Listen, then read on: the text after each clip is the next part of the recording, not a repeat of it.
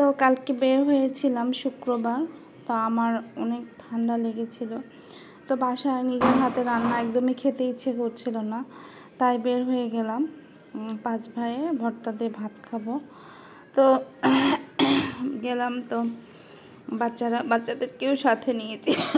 Sorry, আমার অনেক কাশি হয়েছে আর সকাল থেকে মাথা ব্যথা করছে। তো ওখানে গেলাম, ভালোই লেগেছে আর কি আমার। তো ওনাদের এখানে মাছ ভর্তাটা, তারপর ডালের ভর্তা, করলা ভাজি, তারপর বেগুন ভাজিটা একদম মচমচা ছিল, খুবই মজা লাগছে। আমি জানি না কার কাছে কেমন লাগে, আমার ভর্তা দিয়ে ভাত খেতেই বেশি ভালো লাগে। তো বাচ্চাদের জন্য অর্ডার করেছিলাম মুরগির মাংস আর কি। তারপর আপনার ভাইয়াকে বললাম তুমি কিছু অর্ডার করো। তো ও গরুর কালো ভুনা আর কি নিয়েছিল। তো গরুর কালো ভুনাটা আসলে হয়নি, ওরা হয়তো চেষ্টা করেছে, হয়নি। এই যে দেখেন বেগুন ভাজিটা এত মচমচা ছিল, আমার কাছে ভালোই লেগেছে। তারপর লেবু, কাঁচামরিচ নিয়েছি।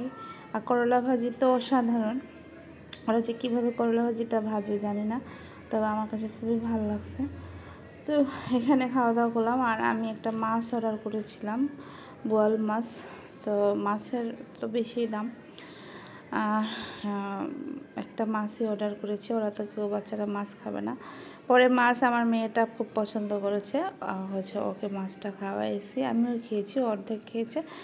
তো বাচ্চাদেরকে মুরগির মাংস দিয়ে ওদেরকে ডাল দিয়ে দিলাম। আর এই যে গরুর কালো ভুনা, আমি জানি না এইরকম টেস্ট কিনা, গরুর কালো ভুনা আরও মজা হয়। তো আমাদের খাওয়া দাওয়া শেষ।